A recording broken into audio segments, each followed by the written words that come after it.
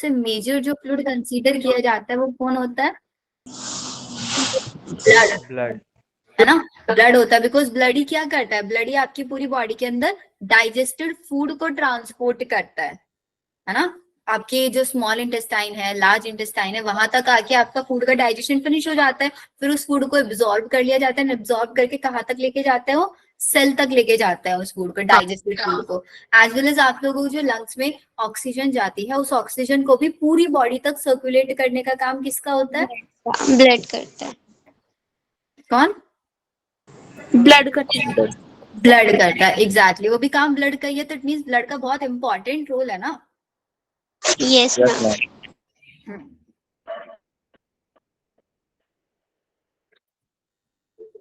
देखो,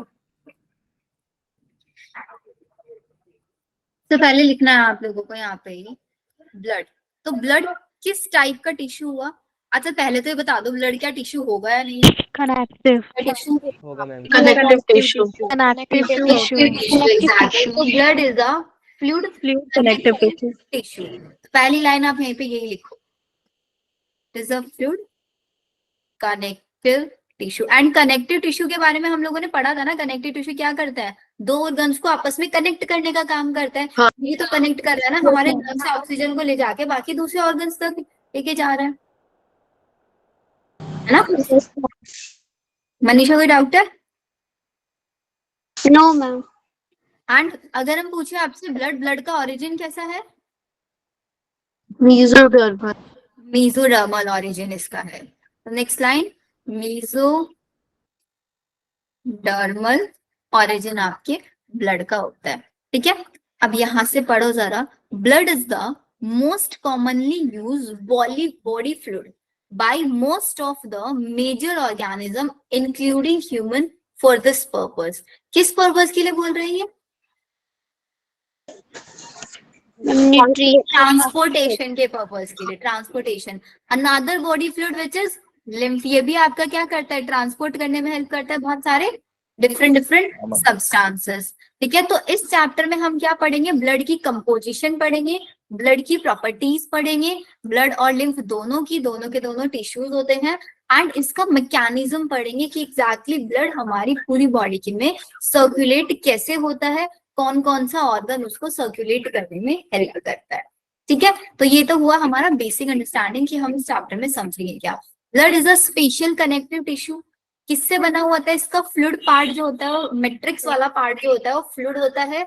इसके अंदर आपका प्लाज्मा भी पाया जाता है, एज वेल एज इसके पास फॉर्म्ड एलिमेंट्स भी होते हैं। फॉर्म्ड एलिमेंट्स का मतलब आरबीसी, डब्ल्यूबीसी, प्लेटलेट, इन सबको हम क्या बोलते हैं? आपका फॉर्म्ड एलिमेंट्स। ठीक है, ये आपको याद रखना है। अब अगर हम ब्लड की स्टडी करते हैं, study of blood is known as haemology. Pathology.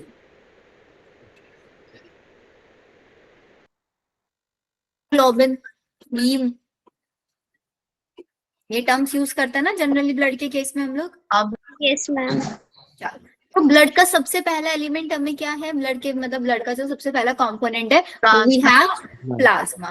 तो अब हम देखते हैं कि एग्जैक्टली प्लाज्मा क्या है। Plasma is a straw coloured मतलब मैम पेल येलो।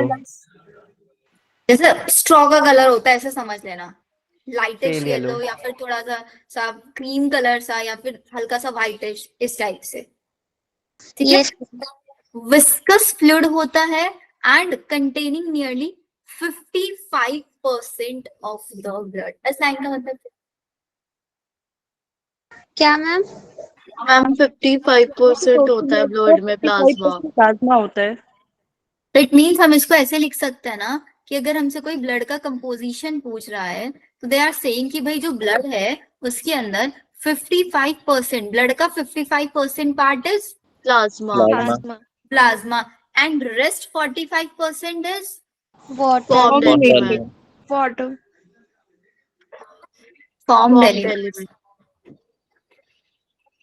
तो पहली लाइन तो आप लोगों को यही याद रखनी है यहाँ पे, कि आपका जो प्लाज्मा है वो कितना कंपोजिशन रखता है, 55% रखता है। एंड इस 55% प्लाज्मा की अगर हम बात करेंगे ना, इस प्लाज्मा के अंदर 90 से 92% प्लाज्मा जो है वो वाटर से मिलके बना होता है, और 6 से 8% ही उसके अंदर क्या होता है, प्रोटीन्स होते हैं। तो इसी को हम यहाँ पे लिख सकते हैं कि भाई जो हमारा प्लाज्मा है, इस प्लाज्मा के अंदर 90 से 92% क्या है, वाटर है, and 6 to 8% is Protein. Proteins है। यहाँ तक सबको क्लियर है? Yes, ma'am. Yes, ma'am. अभी प्रोटीन्स बोल रहे हैं कि कौन कौन से प्रोटीन हो सकते हैं, तो we have 3 protein, fibrinogen, globulin and albumin. इस वाले पार्ट पे इंपॉर्टेंट लिख लो, बिकॉज अगर इस चैप्टर से क्वेश्चन आएगा ना, तो गारंटेड बात है एक क्वेश्चन इसी पार्ट से आएगा। मैच द फॉलोइंग करके क्वेश्चन आता है, फाइब्रिनोजन का फंक्शन, ग्लोबुलिन का फंक्शन, एल्ब्यूमिन का फंक्शन, गारंटेड क्वेश्चन आएगा इसके ऊपर। तो यहाँ पे लिख लो इनको, फाइब्रिनोजन, ग्लोबुलिन एंड Protein करता है। Albumin.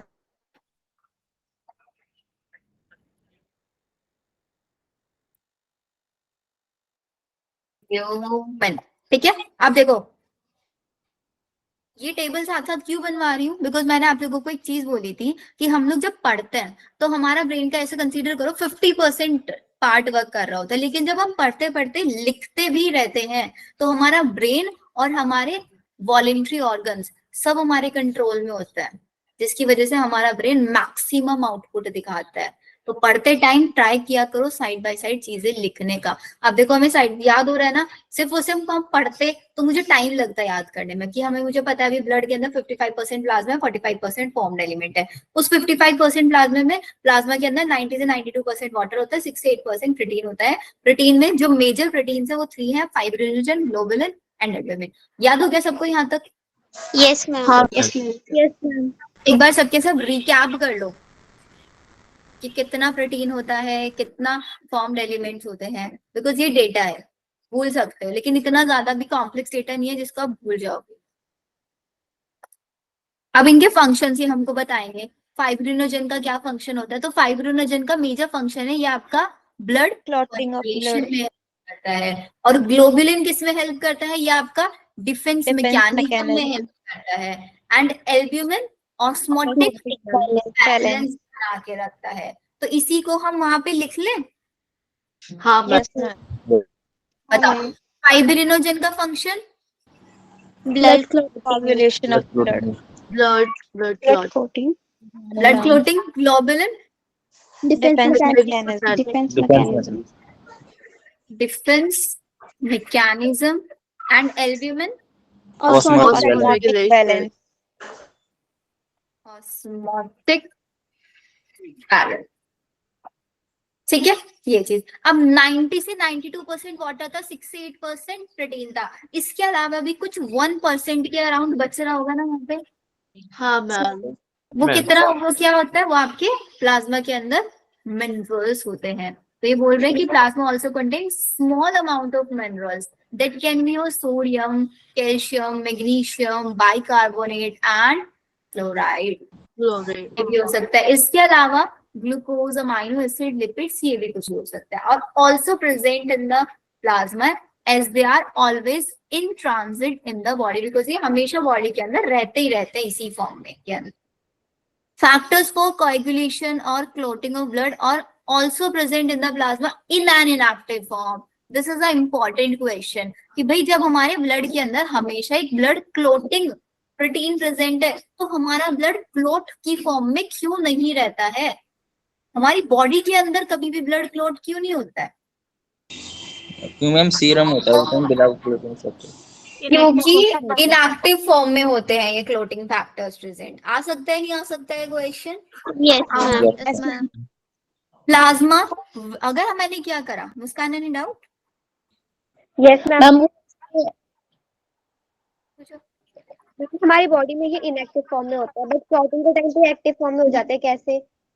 जब हमारी बॉडी के ऊपर कोई भी कट लगता है, हमें कोई भी इंजरी होती है, उस टाइम पे ये एक्टिवेट हो जाता है। उसका पूरा मैकेनिज्म आप पढ़ोगे, कि एग्जैक्टली इंजरी के टाइम में हमारी बॉडी के अंदर ऐसा होता क्या है जिसकी वजह से हमारे सारे क्लूटिंग फैक्टर्स एक्टिवेट हो जाते हैं। मैकेनिज्म पढ़ोगे इसी चैप्टर में। Yes ma'am. ओके। ठीक है, अब नेक्स्ट लाइन में लिखते हैं कि लेट सपोज मैंने प्लाज्मा के अंदर से क्लोटिंग फैक्टर हटा दिया, मतलब फाइब्रिनोजन हटा दिया, तो मेरे पास क्या बचेगा? सीरम। सीरम बचेगा। सीरम। तो इस लाइन को लिखेंगे कैसे हम लोग? Plasma minus clotting factor. Clotting, क्या मिलेगा हमको? सीरम। सीरम। सीरम मिलेगा। एक और लाइन होती है ऐसी, लेट सपोज मैंने पूरे ब्लड के अंदर से ही क्या क्या चीजें हटा दी। ब्लड के अंदर से आप लोगों ने फॉर्म्ड एलिमेंट्स हटा दिए, प्लाज्मा हटा दिया, तो क्या बचेगा? वाटर। वाटर। वाटर बचेगा मैम। नहीं, मैम लिम बचेगी। प्लाज्मा। मैम क्लोटिंग लिम मैम वो मिनरल्स बचेंगे। तो जो भी बचेगा मिनरल्स होगा, उसके अंदर वाटर होगा, वो सारी चीजें मिलकर क्या बनाएंगे? आपका लिम्फ बनाएंगे। लिम। लिम। ठीक है, तो ये दो चीजें याद रखनी है। प्लाज्मा में से क्लोटिंग फैक्टर हटा दिया तो हमारा बचेगा सीरम। ब्लड के अंदर से फॉर्म्ड एलिमेंट्स और जितने प्रोटीन्स हैं उनको हटा दिया, we will call it lymph. Yes ma'am. First paragraph done सबका? Yes ma'am. अब आते हैं फॉर्म्ड एलिमेंट्स पे। फॉर्म्ड एलिमेंट्स हमारे पास 3 टाइप से हो सकते हैं, erythrocyte, leukocyte and platelet. Thrombocyte. इन तीनों को हम लोग बोलते हैं आपका फॉर्म्ड एलिमेंट। एंड ये कितना परसेंट होते हैं? 45% होते हैं आपके ब्लड के अंदर। Erythrocytes are also known as red blood. RBC। red blood cells are the most abundant of all the cells in the blood। Question आ सकता है ब्लड के अंदर सबसे ज्यादा अमाउंट में पाया जाने वाला मोस्ट अबंडेंट सेल कौन सा है? इरेथ्रोसाइट। क्यों इसको मोस्ट अबंडेंट बोल रहे हैं? इसका नंबर देखो कितना है, 5.5 मिलियंस ऑफ आरबीसी, इसलिए हम इसको 5 से 5.5 मिलियन। ठीक है, यस। आरबीसीज कहाँ बनती है आपकी? Red born marrow. Red born marrow कहाँ पे होता है? आपकी जो सबसे लॉन्गेस्ट बॉन होती है ना, होती है उसके अंदर। फीमर के एपिफाइसिस पे। इसके हेड वाले पार्ट पे एपिफाइसिस, यहाँ पे आपका रेड बॉन मैरो होता है। और येलो बॉन मैरो डायफाइसिस पे सर में। ये आप लोग लोकोमोशन एंड मूवमेंट चैप्टर में पढ़ो। ठीक है, रेड बॉन मैरो आपका यहाँ पे प्रेजेंट होता है एग्जैक्टली। यहाँ पे एक हार्वेशियन कैनाल होती है, ये सारी चीजें वहीं पे पढ़ाई जाती है। आरबीसी एक ऐसी सेल है जिसके पास न्यूक्लियस नहीं होता। तभी आप लोगों को याद होगा cell the unit of life chapter में प्लाज्मा मेम्ब्रेन की स्टडी करने के लिए सबसे पहले हमने प्लाज्मा मेम्ब्रेन की स्टडी किसके ऊपर की थी? आरबीसी के ऊपर। क्यों की थी आरबीसी के ऊपर? बिकॉज उसके अंदर कोई सेल ऑर्गेनेलिज नहीं होता, उसके अंदर न्यूक्लियस नहीं होता, तो वहां से आरबीसी प्लाज्मा मेम्ब्रेन को एक्सट्रैक्ट करना, उसको आइसोलेट करना हमारे लिए बहुत ज्यादा इजी हो गया था, because this is divide of nucleus. अब इसके अंदर न्यूक्लियस नहीं है तो ये कभी भी सेल डिवीजन नहीं दिखाएगी। No ma'am. ये डिवाइड नहीं करेगी तो इसका मतलब इसका एक प्रॉपर लाइफ स्पेन होगा। Yes ma'am. वो टाइम फिनिश होने के बाद उसकी डेथ हो जाएगी। Yes ma'am. तो लाइफ स्पेन कितना होता है?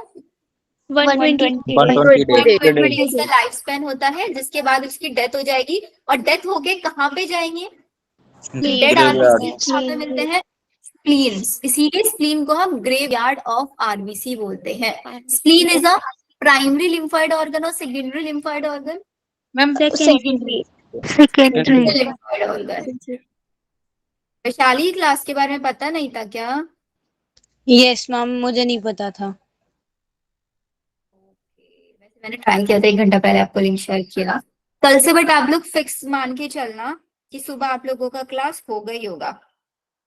एक्टिव रहा करो थोड़ा सा। Okay ma'am. ठीक है, क्योंकि हम लोगों को आपका 5 दिन की छुट्टी है ना, उसमें चैप्टर फिनिश करना है। तो हमने अब तक क्या क्या देखा, एरिथ्रोसाइट और ऑल्सो नोन एज आरबीसी, जो मोस्ट अबंडेंट है। क्यों मोस्ट अबंडेंट है ये? बिकॉज इनका काउंट 5 से 5.5 मिलियन का होता है। कहाँ पे बनते हैं ये फॉर्मेशन, कहाँ पे होता है? रेड बॉन मैरो के अंदर होता है इनका फॉर्मेशन। इनके अंदर न्यूक्लियस नहीं होता है मोस्ट ऑफ द मैमल्स की आरबीसीज के अंदर। इनकी शेप कैसी होती है? Biconcave biconcave shape. ऐसी कौन सी डिसीज है जो इनकी बाइकॉन्केव शेप को डिस्ट्रॉय कर सिकल सकती सेल है? Anaemia sickle cell anaemia. ठीक है, अगर सिकल सेल एनीमिया हो जाएगा तो उसकी वजह से क्या होगा? आरबीसी के जितने मेजर फंक्शंस है, आपकी ऑक्सीजन को कैरी करना, वो सारी चीजें अफेक्ट हो जाएंगी, लॉस हो जाएगी। अफेक्ट हो जाएंगी वो। इनका रेड कलर होता है, they are of red colour. Why they are of red colour? They have a iron containing complex protein called hemoglobin। अब आप लोगों ने अगर ब्रीथिंग वाला चैप्टर पढ़ा है, तो ब्रीथिंग वाले चैप्टर में मैंने आप लोगों को बताया था कि भाई इनके पास 4 आयरन होते हैं ना, यस मैम। और एक Yes, आयरन ma'am. एक ऑक्सीजन मॉलिक्यूल को कैरी करता है। Yes ma'am. तो एक हीमोग्लोबिन मॉलिक्यूल कितनी ऑक्सीजन को कैरी करेगा एक साथ? 4 को करेगा। और इसके साथ साथ इनके पास एक ग्लोबिन प्रोटीन भी होता है। Yes ma'am. इस ग्लोबिन प्रोटीन को कौन खा जाता है? एनोफिली। वो मैम वो लीवर में चला जाता है ना, जब वो डेथ हो जाता है उसकी। फीडिंग स्टेज, प्लाज्मोडियम वाला। याद करो। हाँ, प्लाज्मोडियम वाला। मलेरिया फीडिंग स्टेज आती है ना वहाँ पे, जहाँ पे आरबीसी का आयरन छोड़ देता है और वो ग्लोबिन खा वो भी लेता है। खा जाते हैं। Yes ma'am. आयरन इतना ज्यादा हो जाता है जिसकी वजह से वहाँ पे हीमोजोइन हीमोजोइड। हाँ मैम। हीमोग्लोबिन बन जाता है। की वजह और से उसकी वजह आपको मलेरिया के चिल्ड सिम्टम्स आती है। फीवर आती है। यस चिलनेस या फीवर्स आते हैं, वो इसी वजह से आते हैं आपको। एग्जैक्टली। ठीक है, yes ma'am. Yes ma'am.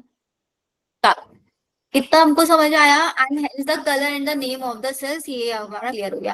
Cockroach के अंदर कैसा ब्लड था? मैम ये एवरेज लाइफ स्पेन किसका था? 120 डेज वाला। आरबीसी का बेटा, आरबीसी का ही 120, मतलब 120 डेज इसके बाद इनकी मैम इसकी डेथ हो रेंज जाएगी। क्या होती है? रेंज मतलब मैम जैसे एकदम फिक्स नहीं होता ना, ये तो एवरेज है ना, ये 120 डेज। बेटा, अगर 120 में एवरेज लिखा है ना, तो मैक्स टू मैक्स 111 हो जाएगा या 125 तक हो जाएगा, इससे Okay. ज्यादा नहीं है। एवरेज में यही लिख के देते हैं आपको वैल्यू। मैं एक क्वेश्चन पूछ रही थी आपसे। कॉकरोच के अंदर कैसा ब्लड हीमोलिम्फ Cockroach। होता है। हीमोलिम्फ या हीमोसाइनिन? मैम हीमोलिम्फ था। हीमोलिम्फ? हाँ मैम। लिम्फ। और हीमोसाइनिन? वो तो साइनिन तो मैम ब्लू ब्लड होता है शायद। ब्लू ब्लड होता है, लेकिन वो हाँ skin मैम होता है। वो ऑक्टोपस भी होता है। और Yes, हीमो ma'am. लिम्फ कॉकरोच में कलरलेस ब्लड होता है। Yes ma'am. हाँ मैम। एक हेल्दी इंडिविजुअल का जो हीमोग्लोबिन है वो कितना होना चाहिए? 12 से 6। 12 से 16 12 से 16 ग्राम होना चाहिए 100 ml of blood. hemoglobin in every 100 ml of blood. These molecules play a significant role in transport of respiratory gases। ये तो हमको पता ही है, respiratory gases, कि आपका जो हीमोग्लोबिन है वो ऑक्सीजन के साथ बाइंड कर जाएगा तो ऑक्सी हीमोग्लोबिन बना लेगा, और CO2 के साथ बाइंड कर जाएगा तो ma'am carboxylic acid, CO2 carbon बनाएंगे। ऑक्सी हीमोग्लोबिन या फिर carb amino haemoglobin. Haemoglobin.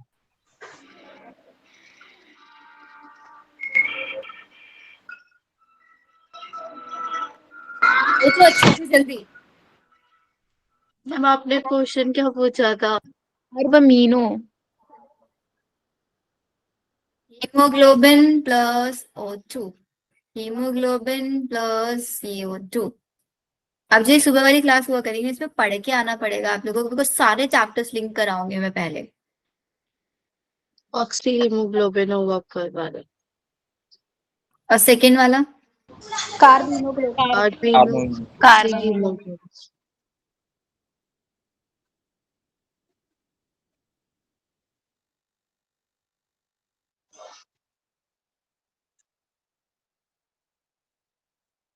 Ma'am वो तो कार्बन मोनोऑक्साइड के साथ जब हीमोग्लोबिन रिएक्ट करेगा तब कार्बोक्सी बनेगा ना।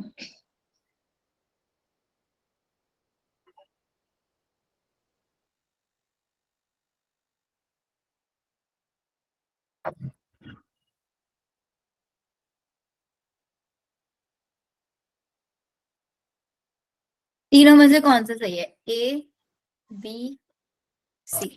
Ma'am B. साला ma'am C. B. Ma'am B. C. Ma'am B. Ma'am B. Ma'am B C. है। यस बी मैम होगा। बी होगा।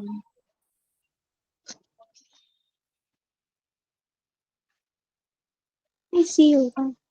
मैम सी मैम होगा। सी होगा। कार्बोक्सी तो कार्बन मोनोऑक्साइड के साथ होता है। Exactly, carbon monoxide Hb plus CO2, sorry plus CO, carbon monoxide के साथ, तब कार्बोक्सी बनाएगा।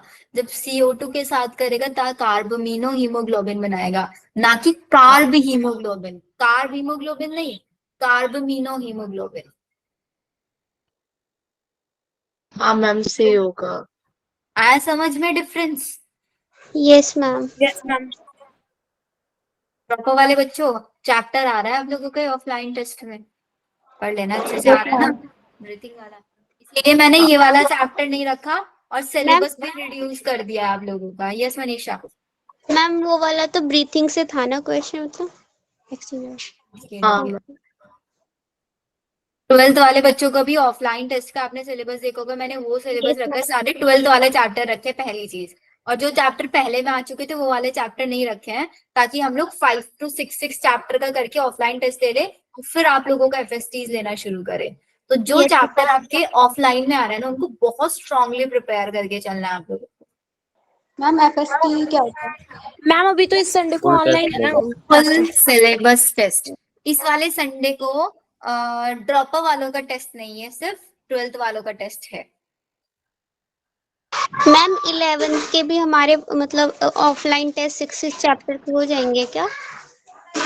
ट्राई तो वही करेंगे बेटा, 6 चैप्टर्स का करके, मतलब 6 या 5 ऐसे ही काउंट करेंगे हम लोग, ज्यादा नहीं करेंगे। मतलब मैंने बोला था उन लोगों को कि आप इस बार एटलीस्ट ड्रॉपर वालों का 12th का, सॉरी 11th का FST कर दो, बट दैट सेड कि हम अभी इतने सारे चैप्टर रख देंगे तो बच्चों की एफिशिएंसी थोड़ी डाउन हो जाएगी। इससे बेटर है कि 5 चैप्टर्स उनको देके प्रिपेयर कराते हैं। Yes ma'am. यस मैम ये अच्छा। ठीक है, मॉरल भी डाउन नहीं होगा बच्चों का, अच्छे अच्छे मार्क्स मैम आते अभी रहेंगे, उनको 12th का लगेगा। थर्ड पार्ट भी है क्या? क्योंकि बायो में ऑर्गेनिज्म वाले चैप्टर्स है नहीं इकोलॉजी यूनिट के। अभी हाँ देखो 12th वालों के मैंने कितने चैप्टर रखे हैं, 5 चैप्टर के अराउंड रखे हैं ना। नेक्स्ट Yes, वाला ma'am. जो टेस्ट होगा ना, नेक्स्ट वाले टेस्ट में जितने चैप्टर रह गए वो आ जाएंगे सारे। सिर्फ ऑर्गेनिज्म 3 ही तो चैप्टर रह जाएंगे इकोलॉजी वाले, बाकी तो सारे चैप्टर डाल ही दिए। आधे Yes. चैप्टर लास्ट हो गए थे, कुछ अब आ गए, और इकोलॉजी अभी हमारा हुआ नहीं है, इकोलॉजी का नेक्स्ट हो जाए।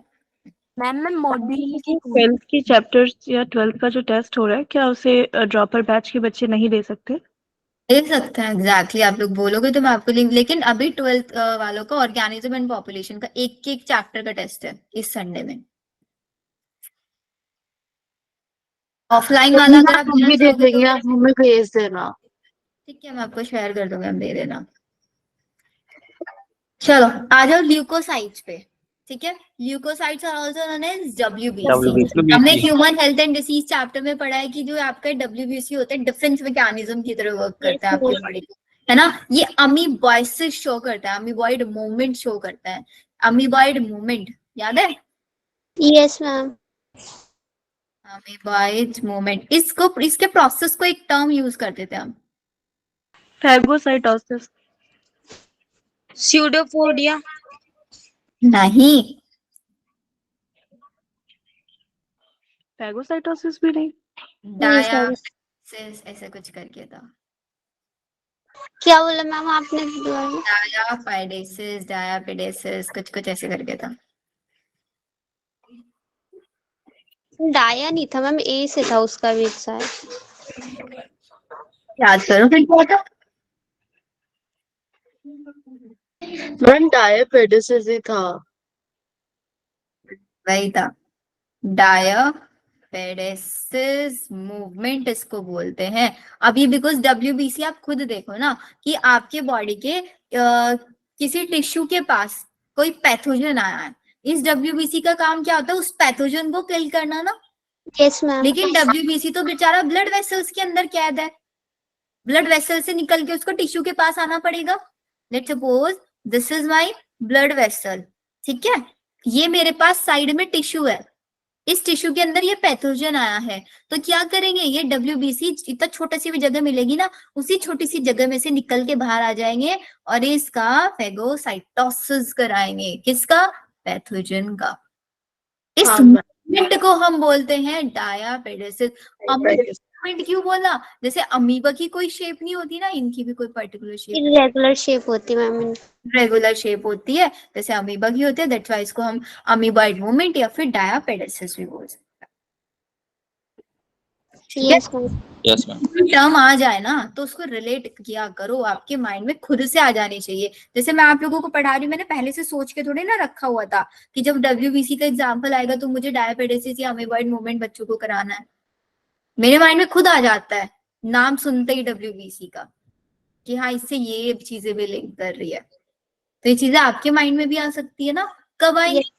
जब हम पुराना पढ़ा हुआ रिवाइज करके रखेंगे अच्छे से, तभी आएंगे ना। नहीं तो नया पढ़ते जाओ, पुराना भूलते जाओ, क्या फायदा है भाई? जो आज मैं पढ़ा रही हूँ ये भी कल भूल ही जाओगे यस मैम।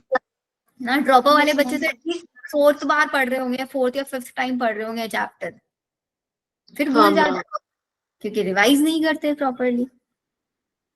नहीं तो जितनी इफिशिएंसी के साथ मैं हर बार सेम इफिशिएंसी से ही आपको ये चैप्टर पढ़ाती हूँ। जैसे मैंने आज पढ़ाया, इसको एक बार क्लास के बाद रिवाइज कर लो, फिर एक बार 2-3 दिन बाद फिर रिवाइज कर लो, फिर जब टेस्ट में आएगा फिर रिवाइज कर लो। ऐसे रिपीटिव रिवीजन करते रहोगे तो लॉन्ग टर्म मेमोरी बन जाएगी आपके माइंड में इसकी, थोड़े ना भूलोगे आप।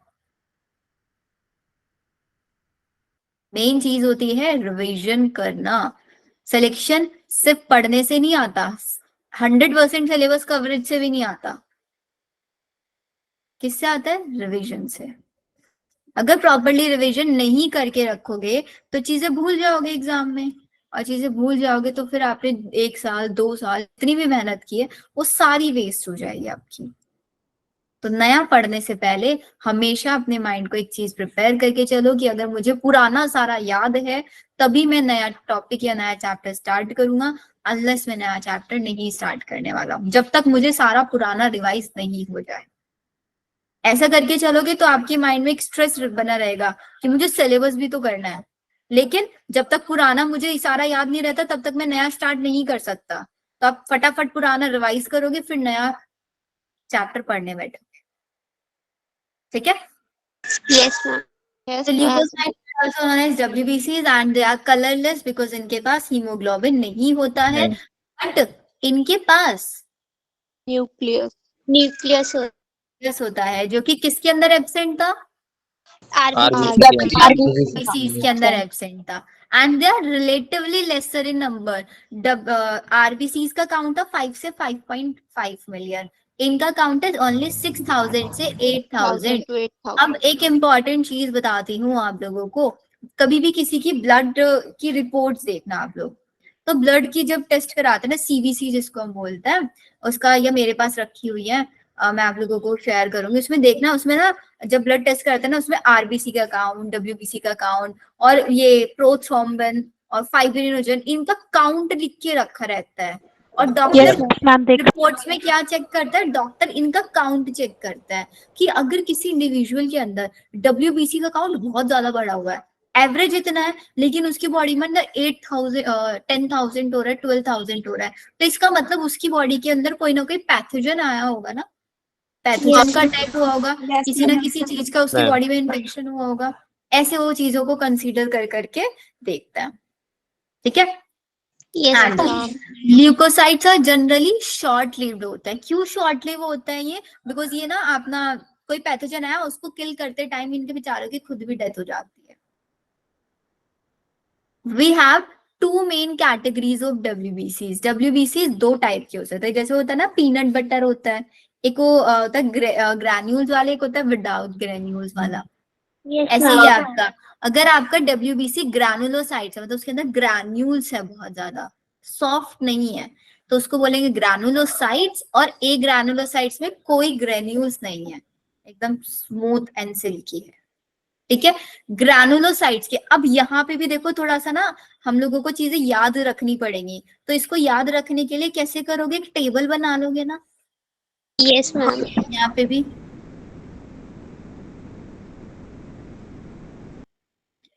WBC, ठीक है, तो WBC हमारे पास दो टाइप के हुए, यस मैम। ग्रैन्युलोसाइट और agranulocyte. Granulocytes and granulocyte. Granulocyte कितने कितने टाइप के हैं, 3 थ्री टाइप। कौन कौन से? न्यूट्रोफिलिस, ईसोफिलिस और बेसियोफिलिस। न्यूट्रोफिल्स, उन ब्लड टेस्ट में ना रिपोर्ट होते हैं उसमें इनका भी काउंट लिखा रहता है। मोनोसाइट्स, मैम मोनोसाइट तो एग्रोसाइट ना। हाँ, या इओसाइनोफिल्स आएगा ना। Yes ma'am. Yes, ma'am.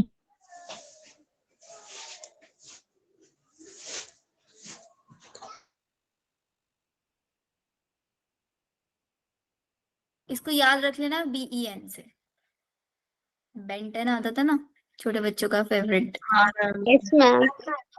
ठीक है, तो ये ग्रैनुलोसाइट, ए ग्रैनुलोसाइट, लिम्फोसाइट्स और lymphocytes and Monocytes. monocytes.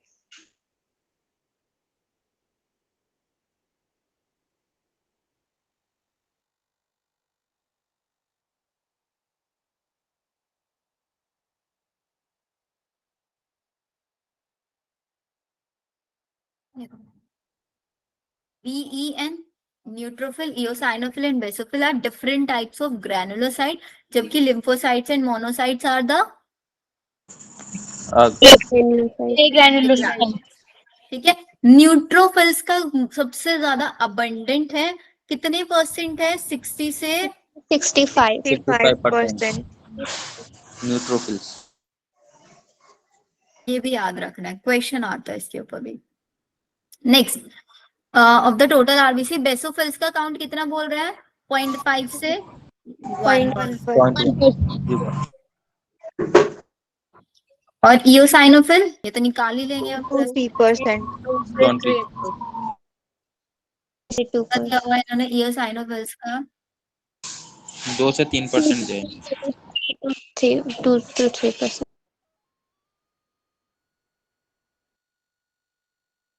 हो गया हमारा, ठीक है। फिर इन्होंने दिया हुआ neutrophils and monocytes, 6 to 8%। Lymphocyte तो दिया है 20 से 25 20 से और 25। मोनोसाइट तक 6 से 8%। 6 to 8 मोनोसाइट। मोनोसाइट्स का दिया हुआ है यार 6 से 8%। Are phagocytic cells which destroy, या देखो अब इस वाले डेटा को कैसे लिखोगे? न्यूट्रोफिल्स हमने याद कर लिया 60 से 65%, ठीक है। इओसाइनोफिल्स 2 से 3% और बेसोफिल्स 0.5 से 1%। अभी हमको फंक्शन लिख के देखते हैं कि भाई जो मेरे पास ये MN है ना, या फिर NM करके याद कर लो, न्यूट्रोफिल एंड मोनोसाइट, इन दोनों का काम क्या होता है? कोई भी फॉरेन पार्टिकल अगर आपकी बॉडी के अंदर आ रहा है उसको डिस्ट्रॉय करने का काम होता है। मतलब ये दोनों के दोनों फेगोसिटिक सेल्स हैं या नहीं है? Neutrophils and monocytes.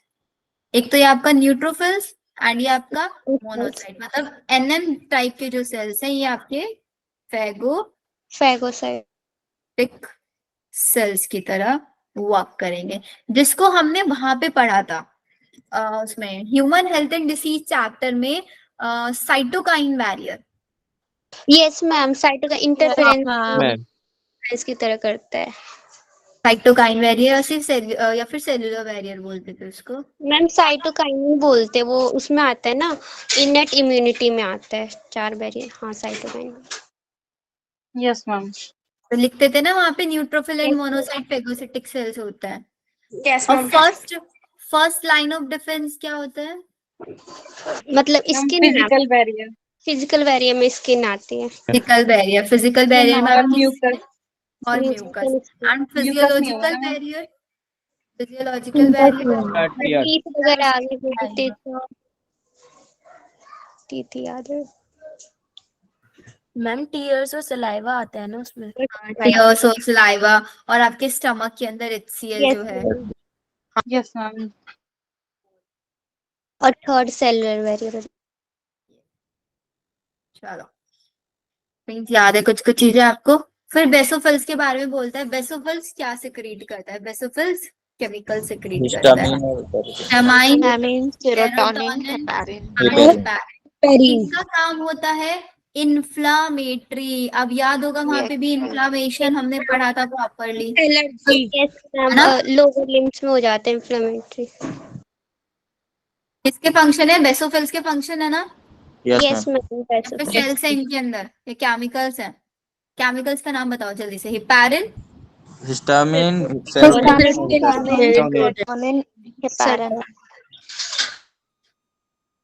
Serotonin. Ma'am ये हिस्टामिन और सेरोटोनिन ये एलर्जी के लिए भी वो होता है ना सर। रिएक्शन शो करता है या इन्फ्लामेटरी। तो हमने दो फंक्शंस देखे, फेगोसिटिक सेल्स, एनएम। बेसोफिल इन्फ्लामेटरी रिएक्शंस कौन दिखाएंगे? H²S, ऐसे याद रख सकते हो। Histamine, heparin and serotonin. ठीक है। जो इओसाइनोफिल्स होता है जिसका काउंट 2 से 3% होता है, वो क्या करता है आपका? रेजिस्ट करता है किसको? इन्फेक्शन को रेजिस्ट करता है कि आपकी बॉडी के अंदर कोई भी इन्फेक्शन ना फैले। तो इओसाइनोफिल का काम है रेजिस्ट इन्फेक्शन। इन्फेक्शन। ये and are also with allergy reaction. Associated with allergic reaction. एक एक्सग्रेटेड रिस्पॉन्स होता है या नहीं होता है? Yes ma'am. एक्सग्रेटेड रिस्पॉन्स, अचानक से कुछ रिस्पॉन्स ऐसे शो करने लग जाता है। लिम्फोसाइट्स 20 से 25% होते हैं। Lymphocytes can be of 2 type, B lymphocyte and T lymphocyte. B stands for Bone marrow. marrow and T stands for Thymus. दोनों के दोनों बी लिम्फोसाइट और टी लिम्फोसाइट बनते कहाँ हैं? बोन मैरो के अंदर बनते हैं। लेकिन बनने के बाद मैचुरेशन के लिए टी लिम्फोसाइट थाइमस में चला जाता है। थाइमस में होता है और बोन मैरो नहीं होता है। और फिर ये फंक्शनिंग कहाँ दिखाता है? सेकेंडरी लिम्फॉइड ऑर्गन के अंदर जाके। प्राइमरी लिम्फॉइड ऑर्गन में बनते हैं, मैचुरेशन होता है, और सेकेंडरी लिम्फॉइड ऑर्गन में इनका फंक्शनिंग होता है। ऐसा कौन सा एंजाइम है, अगर उस एंजाइम की डेफिशिएंसी हमारी बॉडी के अंदर हो जाए तो हमारे बी और टी लिम्फोसाइट का मैचुरेशन डिफरेंशिएशन नहीं हो पाएगा?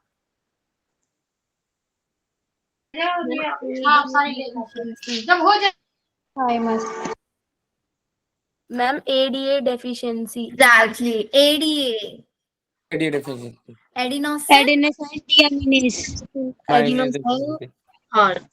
अमाइनेज है ना। अगर ये एंजाइम, इस एंजाइम को कोड करने वाला जीन मतलब एडीए जीन डिफेक्टिव हो जाए,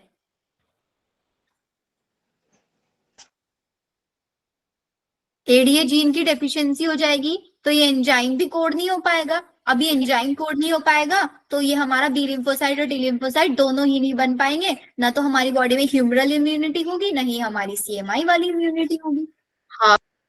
यस मैम। तो कौन सी डिसीज हो जाएगी फिर यहाँ पे? SCID। Severe combined immuno deficiency syndrome. इसको क्योर कैसे करेंगे? Gene therapy, bone marrow transplant होता है, जीन थेरेपी। सबसे पहले जीन थेरेपी 1990 में 4 year old पे चलती mega Is project. this a permanent method? No ma'am. No ma'am. Permanent कब होगा ये? मैम अगर अर्ली स्टेज में अगर एम्ब्रियोनिक स्टेज में, अर्ली स्टेज में, फीटल स्टेज में डिटेक्ट हो जाए ये तब ये परमानेंट बन जाएगा। और अभी ये सिर्फ टेम्पररी है 4 ईयर ओल्ड, तो उसको क्या करना पड़ेगा, हर एक प्रॉपर टाइम पीरियड के बाद बार बार उसको ट्रांसफ्यूजन कराना पड़ेगा, बार बार उसको जीन थेरेपी करानी पड़ेगी। Yes ma'am. और क्लियर यहाँ तक सब कुछ? Yes ma'am. मैम जो चलो, बोन मैरो ट्रांसप्लांट होता है उससे तो मतलब अच्छे से इसको क्योर कर सकते हैं ना? बोन मैरो ट्रांसप्लांट से भी परमानेंट मेथड नहीं है। Okay ma'am. प्लेटलेट्स और also called thrombocyte. Thrombocyte. are cell fragments produced from megakaryocytes, special cell bone marrow के अंदर मेगाकैरियोसाइट सेल्स होती है, उनसे आपके प्लेटलेट्स का फॉर्मेशन होता है। ब्लड के अंदर काउंट कितना होता है प्लेटलेट्स का?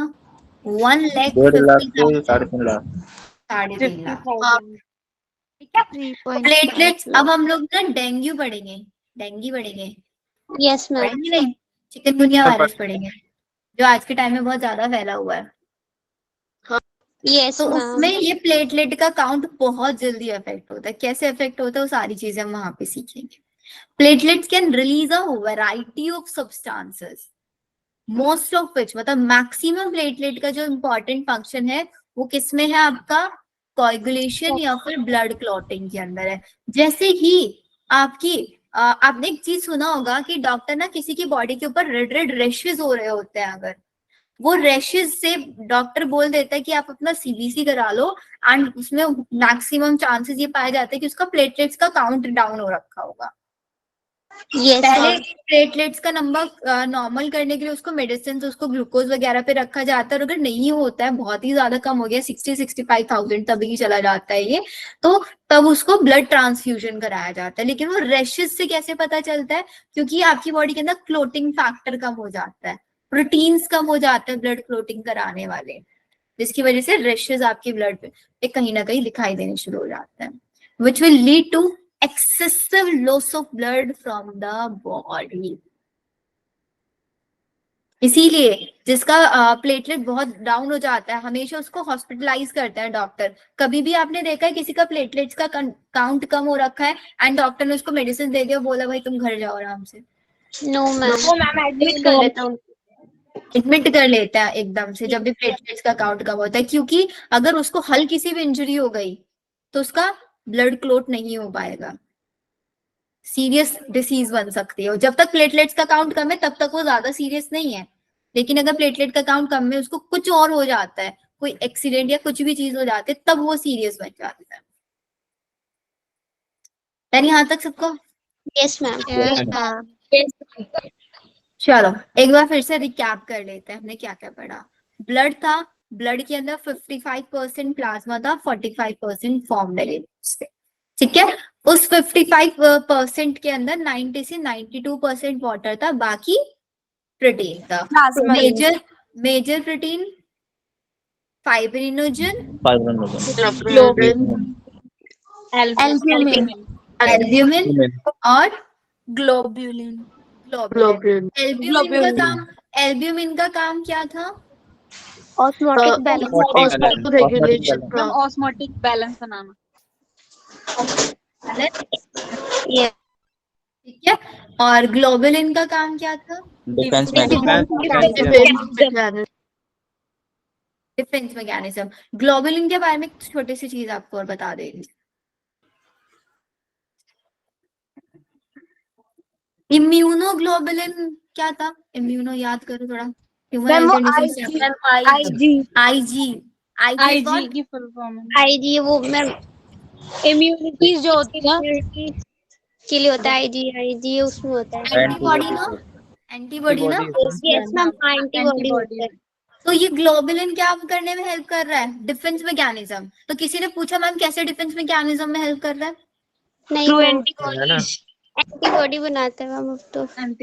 और एंटीबॉडी हमारी बॉडी को प्रोटेक्ट करने में हेल्प करता है। तो ये जो ग्लोबुलिन होता है ना, ये 3 टाइप के हो सकते हैं।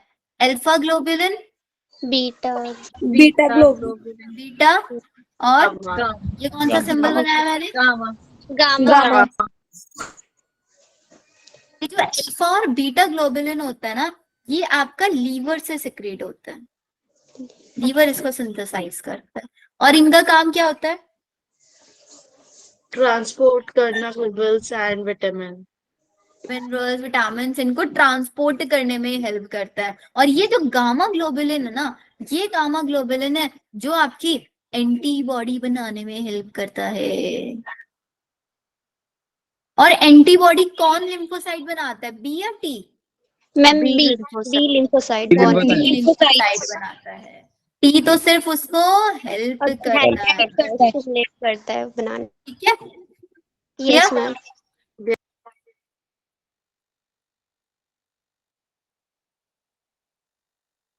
मैम एक बार दिखा दीजिए लास्ट स्लाइड।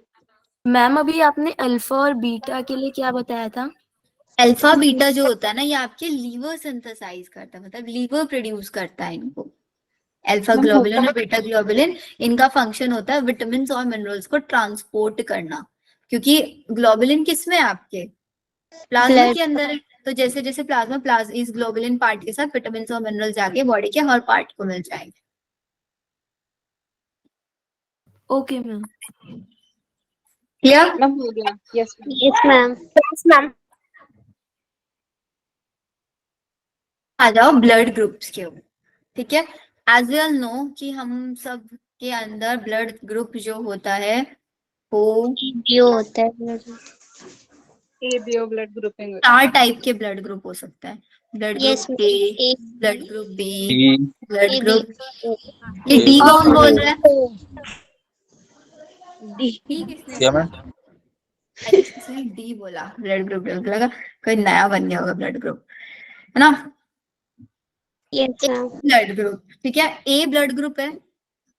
इस ब्लड ग्रुप को कंट्रोल करने वाले जीन्स आई, ये आई आई है। आई IA और IA आई बी और स्मॉल आई होगी। Small I. IA small I. Yes. है ना? अब एक और चीज, इसमें एक कॉन्सेप्ट लगता था। मतलब क्या मैम? कॉन्सेप्ट कौन सा लगता था ब्लड ग्रुप के अंदर? Codominance ma'am. Ma'am codominance. Ma'am capital I होता है वो मल्टीपल एलेलिज्म। स्मॉल आई कोई भी शुगर प्रोड्यूस नहीं करता। और डोमिनेंस लगता था। एक Yes, मल्टीपल ma'am. एलेलिज्म भी Dominant. लगता था, yes ma'am. Multiple allelism. Ma'am multiple allelism. वो क्यों लग रहा है भाई? मेरे पास तो 2 ही एलील है। पॉपुलेशन स्टडी मैम हो जाता है। पॉपुलेशन में एक ब्लड ग्रुप के लिए मल्टीपल एलील्स हैं। क्योंकि दोनों IA IB डोमिनेंट होते थे। Multiple alleles are multiple allelism population के लिए, पूरी यस मैम। इंडिविजुअल लेवल पे कभी भी मल्टीपल एलेलिज्म नहीं लगेगा। Yes ma'am. मल्टीपल एलील्स में जैसे कि उसका एग्जांपल था स्टार सिंथेसिस है, बट मैम मैं क्वेश्चन करती हूँ गलत हो जाता है, पता नहीं क्यों। स्टार्च का थोड़ी होगा सिंथेसिस थोड़ा ना, उसका तो पॉलीजीन होगा ना मैम। हाँ मैम। सिंथेसिस इनकम्प्लीट डोमिनेंस का एग्जांपल है। मैम उसका है ना टेस्ट क्रॉस प्लियोट्रॉपी होगा उसका। स्टार्च वाले का तो मैम प्लियोट्रॉपी होगा ना। एक जो जन ट्रॉफी होगा। एक gene controlling more than 1 character. Ma'am इसका एग्जांपल क्या होगा मैम? Multiple alleles. यही ब्लड ग्रुप वाला जो। मैम इसके अलावा अगर कुछ पूछे तो स्किन का स्किन कलर। कलर भी तो होता है। स्किन कलर भी नहीं होगा, वो तो पॉलीजेनिक पॉलीजीन होगा। Polygene inheritance. जीन्स, बहुत सारे मैम जीन्स स्टार हैं। सिंथेसिस किसका होगा? बेटा स्टार्च सिंथेसिस वाला ना, क्योंकि एक एलील है या Yes. मतलब एक जीन एक से ज्यादा कैरेक्टर को कंट्रोल, उसकी शेप को भी, उसके अंदर कंटेंट को भी, कि स्टार्च कितना रहेगा, तो वो पॉली था, प्लियोट्रॉपी था। प्लियोट्रॉपी होगा। हाँ मैम। कोडोमिनेंस का वो होगा coat colour in cow and goat. और डोमिनेंस का कॉर्ड कलर, यस मैम। ठीक है? Yes. तो ऐसे ही हमारे पास जो ये बी है, इसका भी ऐसे ही होगा, I B I B small i i भी आई ए। तो ये आई है, ये किसी भी प्रोटीन को कैरी नहीं करता, मतलब कोड नहीं करता। Yes ma'am. एग्री कर रहे हैं सबके सब मैम इस जो चीज में? मैम जो Yes. काउ वाला था वो भी मल्टीपल एलिज्म होगा। मतलब कोडोमिनेंस हो। कॉट कलर कॉट नहीं, वो मल्टीपल एलिज नहीं है, वो कोडोमिनेंस है, क्योंकि वहां पे सिर्फ वो कलर को ही कोड कर रहा है ना। Yes ma'am. एलिल तो वहां पे एक से दो ही थे, उससे ज्यादा तो थे ही नहीं। मैम वो कलर पॉलीजेनिक हो जाएगा ना फिर तो। पॉलीजेनिक, बेटा जीन भी तो एक ही है वहां पे। कोडोमिनेंस होगा एक क्योंकि उसमें दोनों स्पॉट आ जाते हैं, फिर दोनों कलर। तो कोडोमिनेंस है, डोमिनेंस मतलब दोनों, दोनों कलर, ब्राउन कलर भी और व्हाइट कलर भी या कोई और भी कलर, दोनों एक साथ शो हो जाते थे। Ma'am polygenic change polygenic inheritance human skin colour. Ma'am वो भी तो शायद मल्टीपल एलील का ही एग्जांपल होना चाहिए। नहीं, एलील क्यों होना चाहिए? वहां पे हमारे पास जीन्स होते थे बहुत सारे, capital A capital A capital B capital B, तो यहाँ पे एक जीन के दो ही तो एलील्स हैं। Yes ma'am. एलील्स तो दो ही ओके हैं।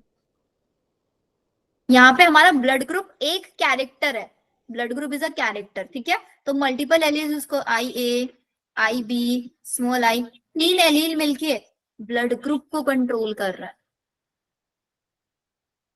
अच्छा मैम, मतलब इसमें 3 एलील है और एक ब्लड ग्रुप है, इसलिए मल्टीपल एलील्स बोल दिया। हाँ मैम हाँ जी, मैम स्टार्स वाले में जब कैपिटल बी और स्मॉल बी होता है तो कैपिटल बी और intermediate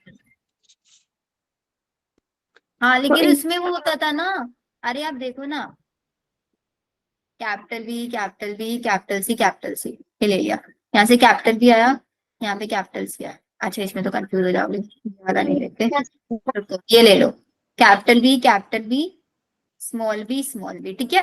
this is our brown colour, this is yellow colour, yellow colour, brown ये कलर में कैपिटल बी, ये स्मॉल बी, क्या बन रहा है? Capital B small B. Brown according to the Mendel this colour should be brown brown. लेकिन जो colour देखा गया वो क्या था?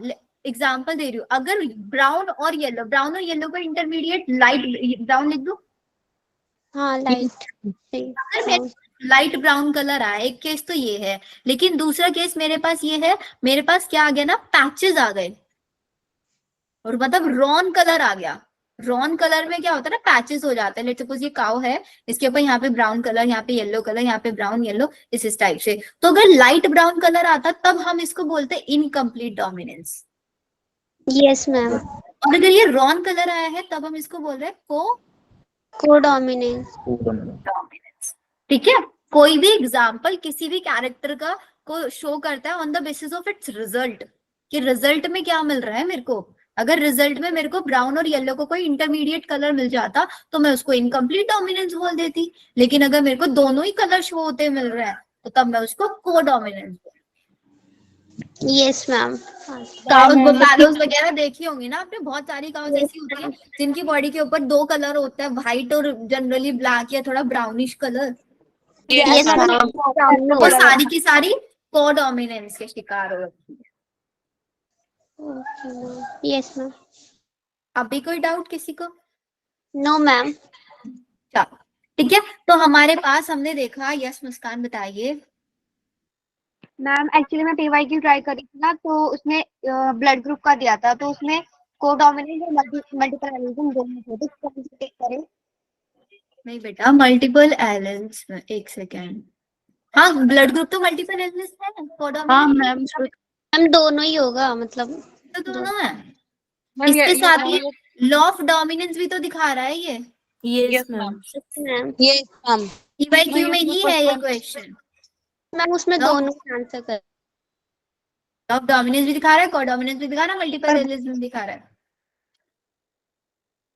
तो मैम मल्टीपल कौन एलिमेंट्स से टिक करेंगे दोनों में से? और मैम उसमें एक ऑप्शन आता है, मतलब लास्ट वाला, ऑल ऑफ दीज, तो उसमें करना होता है। ऐसा क्वेश्चन बहुत बार देखा है। Yes ma'am. पीवाईक्यू में है क्वेश्चन, ऐसा कुछ एग्जैक्ट क्वेश्चन ही देख के पता चलेगा, बट बेटा ये मैम तीनों लेकिन चीजें फिर हैं। अगर वो एक पर्टिकुलर ह्यूमन की बात कर रहा होगा तो उसमें कोडोमिनेंस सेलेक्ट करेंगे फिर हम।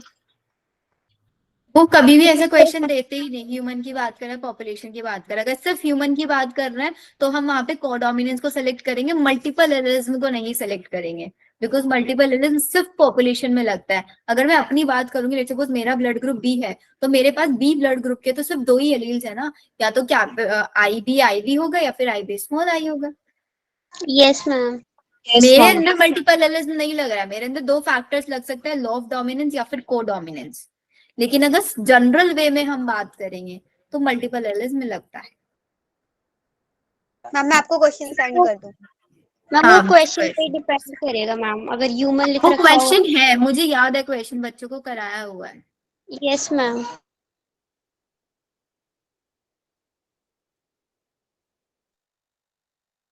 चलो देखो, इतना हमने समझा, एलील समझ, ठीक है। अब हमारे पास, इसको समझो, मैंने आपको 4 ब्लड ग्रुप बताए, ठीक है। तो इट मींस हमारे पास ब्लड ग्रुप के केस में we have 4 phenotype and genotypes कितने हैं? जीनोटाइप में वो भी 7 काउंट करना कितने हैं? 6 होंगे। 1 2 3 4 5 6। और फिनोटाइप कितने हैं? 4। ये भी तो पीवाईक्यू में क्वेश्चन है ना मुस्कान, और क्वेश्चन आता है ये भी पीवाईक्यू में, कितने फिनोटाइप है कितने जीनोटाइप है। तो मेरे पास जो ब्लड ग्रुप है ना, A blood group, B blood group और ओ ब्लड ग्रुप, ये कौन से साइंटिस्ट ने डिस्कवर किए थे? एंड स्टीनर ने। और फिर ये ए बी ब्लड ग्रुप बाद में डिस्कवर हुआ था, कौन से साइंटिस्ट ने किया था? डी कैस्टिलो साइंटिस्ट ने इसको डिस्कवर किया था। और आरएच ब्लड ग्रुप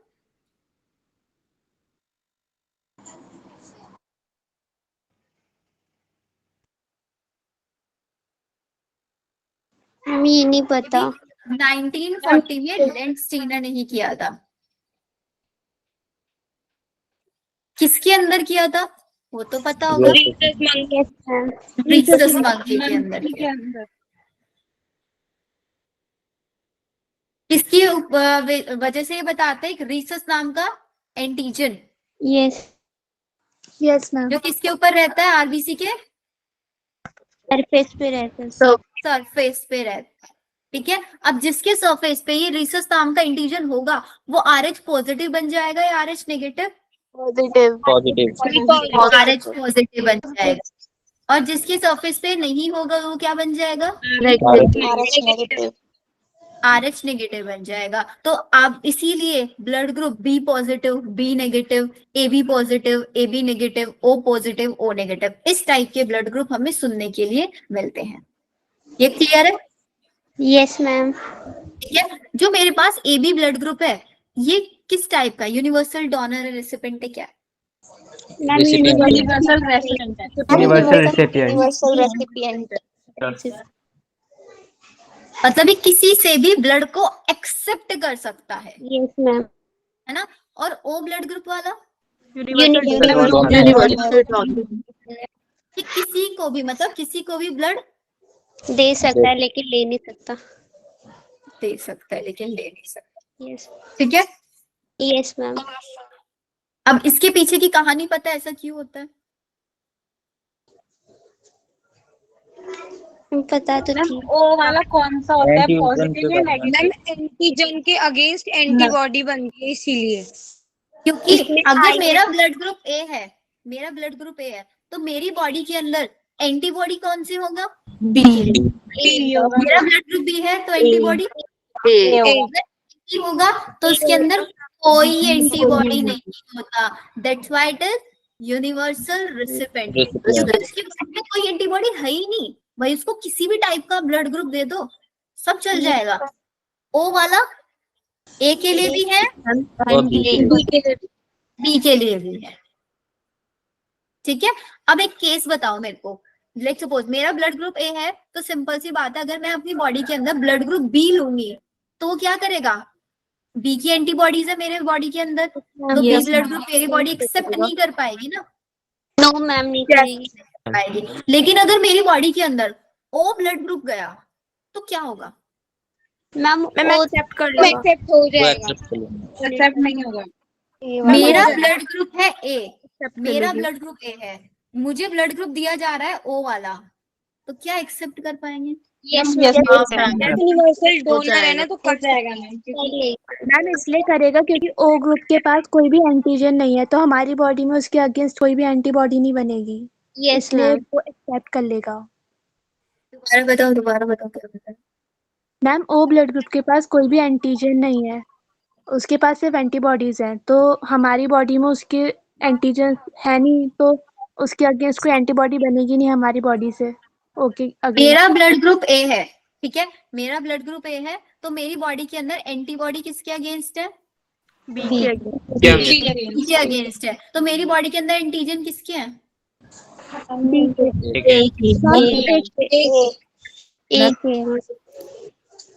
बी, हाँ एक है, एंटीजन तो एक ही हाँ है। एक है। एंटीजन तो एक ही। एंटीजन तो एक ही हुआ है ना, एंटीबॉडी के अगेंस्ट है बी के। अब मैं क्या कर रही हूँ, ओ वाला ब्लड ग्रुप ले रही हूँ, ओ वाले ब्लड ग्रुप से मेरी बॉडी के अंदर एक ही एंटीबॉडी और बी की एंटीबॉडी जा रही है, यस मैम हाँ एक ही एंटीबॉडी जा रही है, बी की एंटीबॉडी जा रही है। जा रही है मैम, एक ही जा रही है, एक ही एंटीबॉडी जा अरे रही है।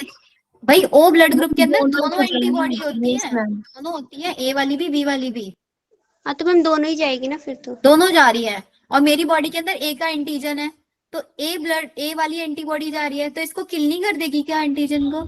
हाँ मैम कर देगी। Yes ma'am. कैसे फिर होगा यही है ना, एक्सेप्ट कर कैसे करेगा?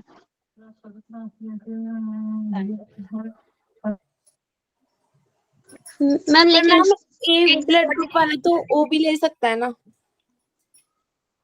कैसे लेगा? वही तो मैम समझ लेकिन नहीं आ ए रहा। नेगेटिव होगा तो फिर वो ओ ब्लड ग्रुप नहीं ले पाएगा ना। अभी मैम negative जो हमारा positive वाला बॉडी का नहीं है। मैकेनिज्म है वो एंटीजन को पहचानता है, मतलब जो फेगोसाइटोसिस है वो एंटीजन को पहचानते हैं, और ओ ब्लड ग्रुप के पास तो कोई भी एंटीजन नहीं है लेकिन एंटीबॉडी है, तो एंटीजन नहीं है इसलिए तो उसके मतलब उससे बचाव के लिए कोई एंटीबॉडी भी नहीं बनेगी, तो वो एक्सेप्ट कर लेगा ना। मैम जैसे ओ के पास ना कोई भी एंटीजन नहीं है और बी के पास है, तो वही उन्होंने बताया कोमल ने, जो ए जाएगा तो ए वाले को किल कर देगा, लेकिन ओ जाएगा तो ओ को कौन किल करेगा, उसके पास तो है ही नहीं एंटीजन, तो एक्सेप्ट कर लेगा मे बी। कुछ क्या आना, चलो इस कॉन्सेप्ट को अच्छे से, क्योंकि इसके ऊपर ना क्वेश्चन बन जाते हैं कि भाई एक पेशेंट था, उसका ब्लड ग्रुप बी था, आपके पास ऑप्शंस में ए ब्लड ग्रुप है, ए बी ब्लड ग्रुप है, ये है, आप उसको कौन सा ब्लड ग्रुप दे सकते हो, मतलब बड़े कंफ्यूजिंग टाइप के क्वेश्चंस बनाते हैं यहाँ से, ठीक है। तो आप लोगों का होमवर्क रहेगा ये सारे ब्लड ग्रुप उनके अंदर पता करना है किस टाइप का एंटीजन होता है, एंटीबॉडी मैंने बता दिया, फिर उनके कौन सा ब्लड ग्रुप किसको डोनेट कर सकता है, यस ये मैम। ठीक है। ये आप लोगों का होमवर्क है, इसको आप लोगों को करना है, ठीक है।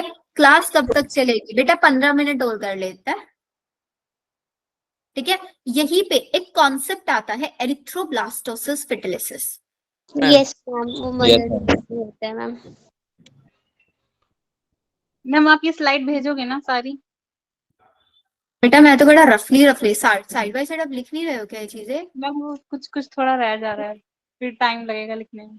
चलो मैं भेज दूंगी, बस थोड़ा सा वो ध्यान रखना, कहीं पे मैंने येलो कलर यूज किया होगा ना, वो थोड़ा क्लियरली नहीं दिखता है बिकॉज ये मैम बैकग्राउंड कोई नहीं, वाइट मैंने थोड़ा बहुत तो लिख लिया है, आप भेज देना फिर भी। ठीक है मैं भेज दूंगी। एरिथ्रोब्लास्टोसिस फिटलिस, ध्यान से समझना इस कॉन्सेप्ट को, इस कॉन्सेप्ट को बोलते हैं हम haemolytic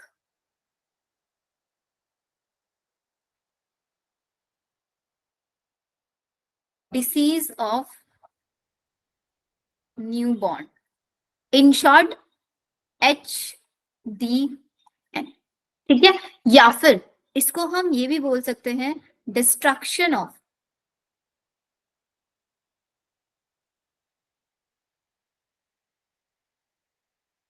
erythrocytes of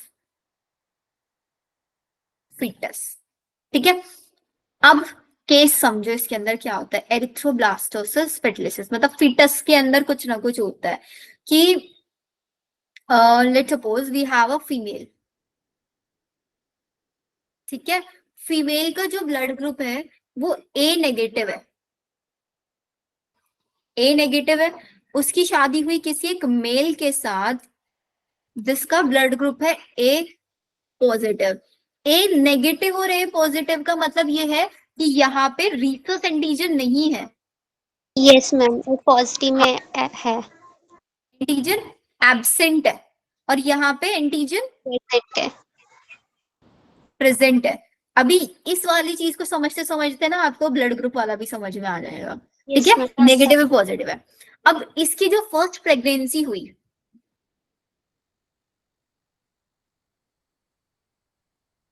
first pregnancy में इसका जो फीटस था वो बन गया कैसा, ए पॉजिटिव। फर्स्ट प्रेगनेंसी बिल्कुल सही रहेगी इसकी, सेफ एकदम सेफ रहेगी। लेकिन पार्चुरेशन के टाइम पे क्या होता है ना, मतलब बेबी बिल्कुल सही रहेगा, कहने का मतलब यह फीटस को कोई डिस्ट्रक्शन वगैरह कुछ नहीं होगा, एकदम नॉर्मल होगा। लेकिन पार्चुरेशन के टाइम पे जो बेबी का ब्लड होता है वो मदर के ब्लड के साथ मिक्सअप हो जाता है। तो अब इस ए पॉजिटिव है ये, तो इसके अंदर रिसस के एंटीजन थे, वो एंटीजन फीमेल बॉडी में चले गए। Yes ma'am. फीमेल बॉडी ने उसके अगेंस्ट अपनी बॉडी में बना लिए। तो इसका मतलब अब जो फीमेल है उसकी बॉडी के अंदर रिसस एंटीजन के अगेंस्ट एंटीबॉडी। ठीक है, अब उसकी सेकेंड प्रेगनेंसी हुई। सेकेंड प्रेगनेंसी में बेबी बन जाता है अगेन ए पॉजिटिव। अब ए पॉजिटिव बेबी कैसे ग्रो कर जाएगा, क्योंकि इसके अंदर क्या है, रिसस एंटीजन है, और फीमेल बॉडी के अंदर रिसस एंटीबॉडीज है। Yes ma'am. तो वो एंटीबॉडीज इस रिसस एंटीजन को बार बार किल करते रहेंगे, जैसे जैसे बेबी का ब्लड बनना शुरू करेगा उसको किल करते रहेंगे। तो इस फीटस जो आपका होगा, न्यूबॉर्न बेबी जो होगा, वो हीमोलाइटिक डिसीज होगी या नहीं होगी उसके अंदर? होगी मैम। होगी ना? Yes ma'am. ठीक है, तो इसी को बोलते हैं कि भाई यहाँ पे अब जो आपका फीटस है उसका आरबीसी डिस्ट्रक्ट हो जाएगा, जिसकी वजह से बेबी बहुत बार जो होता है ना मिसकैरेजेस के जो चांसेस होता है ना, मिसकैरेजेस के ये भी बहुत केसेस होते हैं। Yes ma'am. मैम इसी के लिए सेकंड प्रेगनेंसी में उनको इंजेक्शन दिया जाता है रोगम। सेकंड प्रेगनेंसी में नहीं दिया जाता, वो फर्स्ट प्रेगनेंसी में ही पार्चुरेशन के बाद एकदम दिया जाता है कि भाई जो ब्लड मिक्सअप हुआ एकदम से एंटीबॉडीज बने, उसको इंजेक्ट आउट देके वो एंटीबॉडीज को वहीं पे किल कर दिया जाता है, बिकॉज जो नेक्स्ट सेकंड प्रेगनेंसी होगी वो नॉर्मल बने। ओके मैम, मतलब फर्स्ट में ही दिया जाता है मैम। फर्स्ट में ही दिया जाता है, तो फर्स्ट प्रेगनेंसी में उसको क्या दिया जाता है, रोगम इंजेक्शन लगा दिया जाता है। Injection of anti RH antibody हम इसको बोलते हैं, एंटी आरएच एंटीबॉडी। मतलब एंटी आरएच एंटीबॉडी का मतलब क्या हुआ कि आरएच एंटीबॉडी के अगेंस्ट ये वर्क करता है, आरएच एंटीबॉडीज को किल करने का काम करता है, रोगम एंटीबॉडी हम इसको बोलते हैं। ठीक है मैम। Yes ma'am. केस समझ में आया सबको? Yes ma'am. Yes ma'am. अब वो पहले वाला भी समझ में आ रहा होगा थोड़ा थोड़ा सा, यस मैम, आ रहा है ना, कि भाई उसकी बॉडी के अंदर ऑलरेडी एंटीजन, हम एंटीबॉडीज डाल रहे हैं, एंटीजन नहीं डाल रहे हैं। Yes ma'am. अगर उसकी बॉडी के अंदर ऑलरेडी एंटीजन प्रेजेंट है तब वो एंटीबॉडीज उसको किल कर देंगे, ये वाला केस होगा। चलो बाय द वे ये तो आपका होमवर्क है, इस पे आप ही लोगों को मेहनत करनी है। मैम एक और स्लाइड दिखा दो, ये वाली।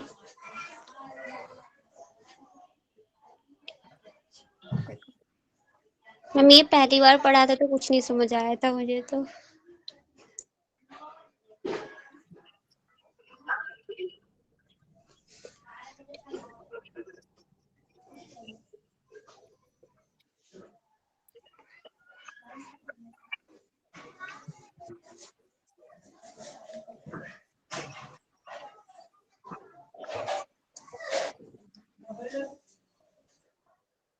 हो गया मैम?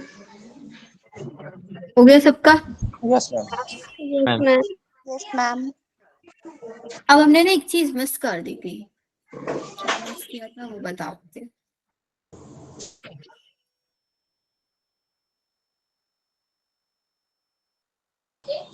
ये diagram. Yes ma'am. Yes ma'am. किसी ने बोला ही नहीं। मैम मैं लास्ट क्लास में बोलता, मुझे याद था, आप पढ़ा रहे थे ना इसलिए। मैम मैंने सोचा तो, लेकिन पता नहीं आपने मैम मैंने इसलिए नहीं बोला क्यों आपने आगे चले गई थी ना उसमें थ्रोम्बोसाइट वाला, तो ब्लड ग्रुप पढ़ाने लगी, फिर बोला ही नहीं। मुझे लगा कि मैम बाद में पढ़ाएंगे ये डायग्राम, इसलिए। हाँ लिम्फोसाइट्स तो हमें पता है 2 टाइप के होते हैं, बी लिम्फोसाइट और टी लिम्फोसाइट। ठीक है, इन दोनों ये- लिम्फोसाइट्स के न्यूक्लियस की हम शेप देखते हैं, इनकी शेप नहीं, न्यूक्लियस की शेप। दोनों लिम्फोसाइट के अंदर कैसा न्यूक्लियस होगा?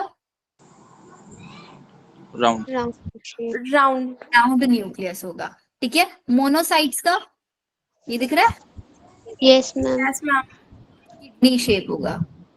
Kidney shape. न्यूट्रोफिल्स का कैसे दिख रहा है? बहुत सारे Multiple. लॉब्स दिख रहे हैं, ये देखिए। Multiple. Yes ma'am, multiple. Ma'am basophils cytosis chemical S shape, S. S shape होता है। और बेसो, बेसो मतलब बेस, मैम बाइलोब भी तो बेस होते हैं बेटा। बाइलोब इओसाइनोफिल होते हैं, दिख रहा है ना?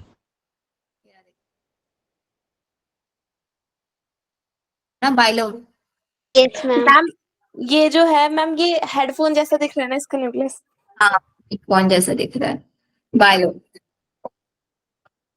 अब बेसोफिल कैसा स्टेनिंग होती है? बेसोफिल की बेसिक स्टेनिंग होती है हमेशा, इओसाइनोफिल की हमेशा एसिडिक। अब आप स्टेनिंग को बायो लैब में जब आप जाते हैं ना, तो आप क्या करोगे ना, ब्लड लोगे माइक्रोस्कोप में, मतलब माइक्रोस्कोप में स्टडी करने के लिए उसको, तो आपको उसके ऊपर एक कलर डालना पड़ता है स्टेनिंग, ताकि वो आपको माइक्रोस्कोप में विजिबल हो जाए। ये जो इमेजेस है ना, ये माइक्रोस्कोप की इमेजेस है। तो बेसोफिल में बोलते हैं कि मैं बेसोफिल के आपके ऊपर कोई बेस डालना पड़ेगा, तब आपको बेसोफिल विजिबल होगा ब्लड के अंदर। आपको एसिड डालना पड़ेगा, तब आपको इओसाइनोफिल विजिबल होगा उसके अंदर, क्योंकि ये उसी स्टेन को इजिली कैच कर लेता है।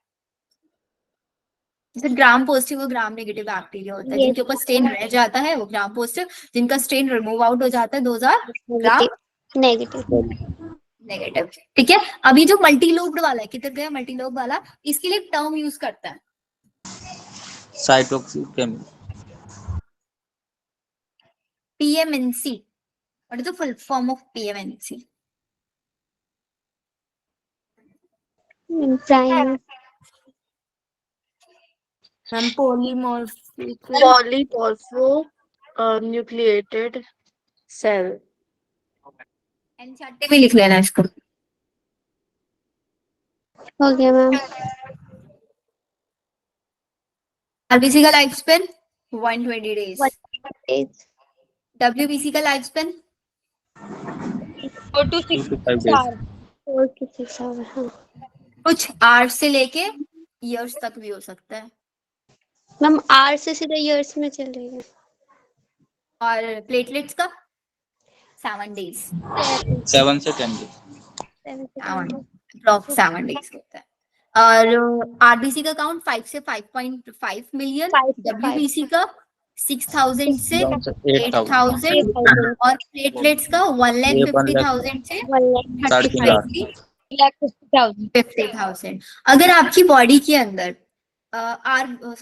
WBC का काउंट बढ़ रहा है, उस कंडीशन को बोलते हैं, मैंने बताया था ना, अगर आपकी बॉडी के अंदर ब्लड, आपने CBC कराया अपना और उसमें आप देख रहे हो कि आपकी WBC का काउंट बहुत ज्यादा बढ़ रहा है, तो डॉक्टर उस कंडीशन को क्या बोलता है? डायबिटीज। Anemia.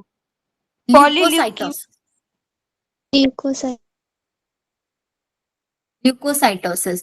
जब आपकी बॉडी के अंदर WBC का काउंट बढ़ा हुआ है, और ये WBC का काउंट किसकी वजह से बढ़ा हुआ होगा?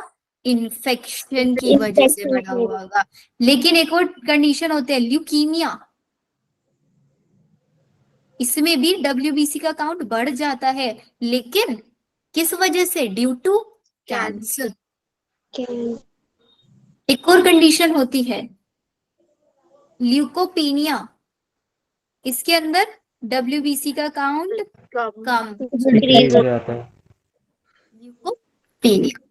ठीक है, ऐसे ही अगर आप उसके बारे में बात करें, प्लेटलेट्स के बारे में बात करें, प्लेटलेट्स में होता है आपका थ्रोम्बोसाइटोसिस।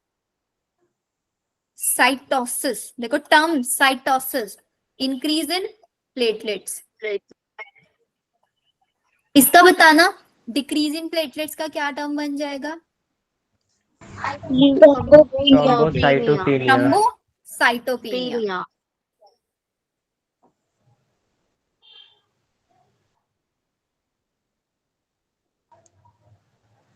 या मैम साइट थोड़ी ना होगा, पीनिया होगा खाली। साइटोपेनिया जैसे साइटोसिस, ऐसी साइटोपेनिया होता है। थ्रोम्बोसाइट्स होती है ना।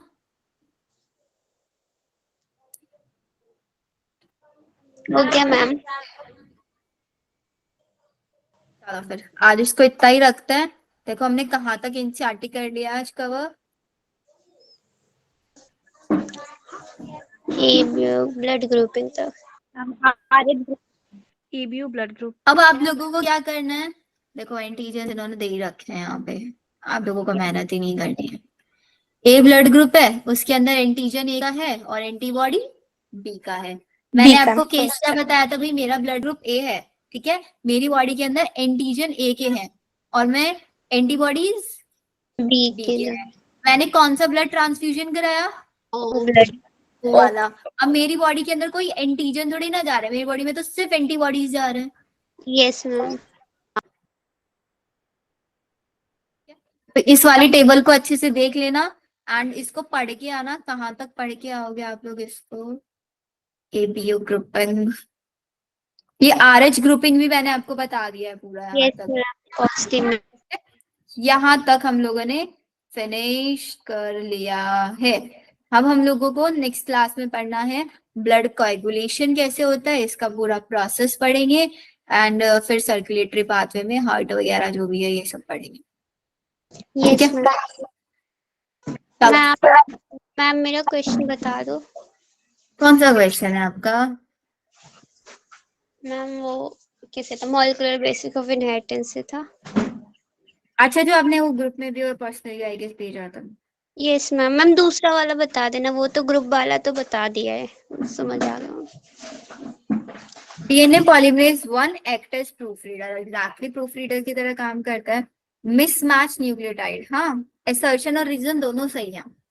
आपको पता है डीएनए पॉलीमरेज 3 टाइप के होते हैं, DNA polymerase 1, DNA polymerase 2, DNA polymerase 3, ठीक है। Yes. उसमें से पॉलीमराइजेशन का काम कौन करता है? डीएनए पॉलीमरेज 1 नहीं 3 करता है, सॉरी 3 करता है। और 1 और 2 मैंने बताया था उसकी गलतियां सही Reading. करने का काम करता है। जैसे जल्दी जल्दी में कोई गलत न्यूक्लियोटाइड ऐड कर दिया है, उसको हटा के सही वाला ऐड करता है, प्रूफ रीडिंग का काम करता है। Yes ma'am. सही है ना? यस मैम, हाँ आ गया।